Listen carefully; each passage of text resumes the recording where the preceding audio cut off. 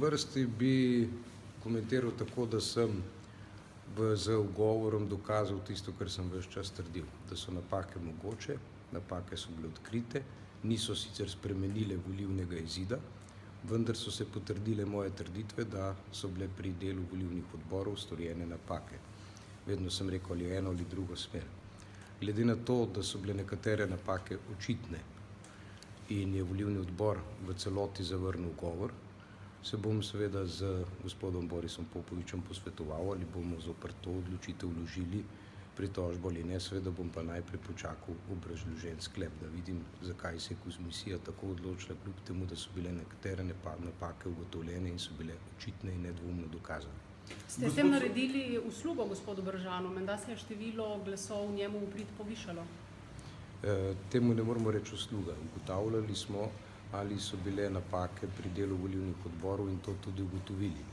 Zakaj je odločitev komisije takšna, da kljub ugotovljenim napakam pri delu volilnih odborov so šli v smer zavrnitve ugovora, ne pa v to, da bi mogoče seveda, tako kar je bilo predlagano, na posameznem volišču lahko ponovili volitve, o tem se bom izjasnil, ko bom videl obrazložen sklep. Namreč ni mogoče kar tako popravljati rezultatov, ampak se ugotavlja pri delu volilne komisije zgolj nepravilnosti pri delu odborov. In ukolikor so nepravilnosti očitne, je potrebno seveda razveljaviti odločitev. Za koliko glasov se bo popravljal rezultat? Ne morem vam tega povedati, ker ni dokončno, dokler ne bo jasno poročilo volilne komisije. Jaz lahko povem tisto, kar sem videl jaz.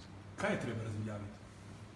Vkolikor so nepravilnosti pri delu volilnih odborov takšne, da bi lahko vplivali na izid volitev, ima komisija možnost razveljaviti, ne pa kar sama, po moji oceni, seveda kar tako popravljati izida. Kaj, razveljaviti cel izid enega volišča, recimo v tem primeru, ali kako? Kaj razveljaviti? V takem primeru, po moji oceni, lahko pride tudi razveljavitve na posameznem volišču, vkolikor so ugotovljene napake na enem volišču pri delu volilnega odbora. Primer recimo imate iz Šmarjeških Toplic. Še to zdaj, v večerni oddaji naši je gospod Popovič že napovedal, da če pritožbi ne bo ugojeno, da v govoru bo pritožba šla naprej. Vi pravite, bo treba se še posvetovati, sam pa je že napovedal, da gre v pritožbo. Če je napovedal, potem se bo tako zgodilo.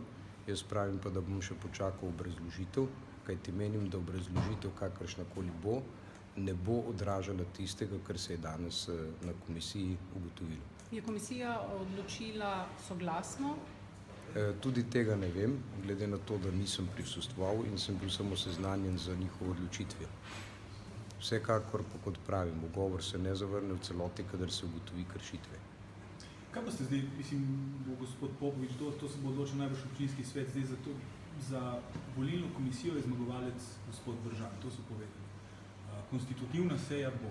Torej, kaj bo? Mogoče prišel kakšen predlog strani KJN-ja, da se da najstarejšega svetnika v mestnem obdobju, da vodi občino, ali kaj bo zdaj na stvari?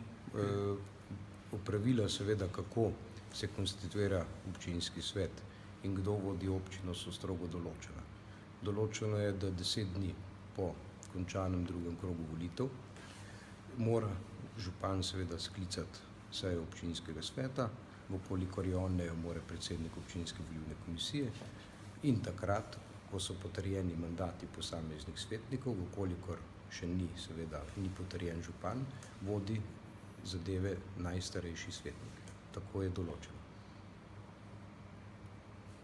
Ali svetnica.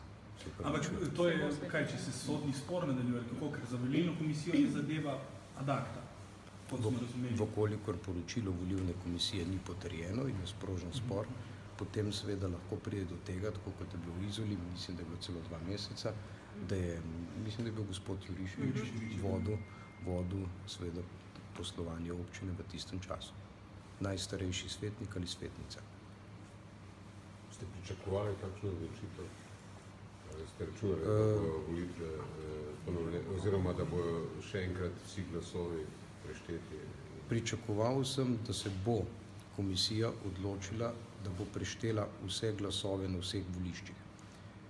Komisija tega ni storila, kljub temu, da smo na večjih voliščih ugotovili nepravilnosti, kar bi moralo jasno dati signal, da je treba preveriti vsa volišča, vendar se komisija za to ni odločila. To bo eden od mojih bistvenih ugovorov. Mogoče samo še to zdaj. Komisija, vi govorite, da so bile nepravilnosti na več voliščih. Komisija je pa popravila rezultat, kot smo uspeli razumeti, zaradi nepravilnosti na enem volišču. Kako zdaj tu? So samo eno šli v preverjanje, ostalo zavrnjeno. Nam lahko to malo pojasnite, kaj se je zgodilo?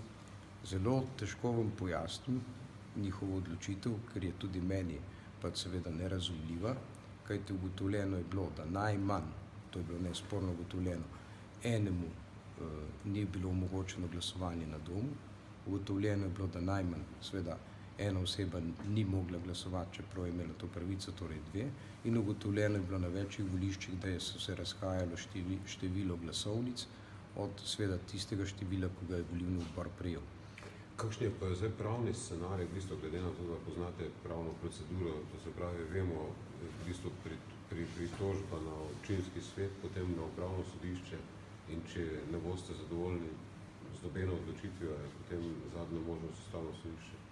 Vedno je na koncu ustavno sodišče, ker gre za volilno pravico kot tako, in seveda v primeru, da prije do neke kršitve, je to možno, ampak seveda ne bi prejudiciral zadev. Najprej bi počakal na obrazložen sklep, ker me res zanima, kako bo ta obrazložitev sestavljena,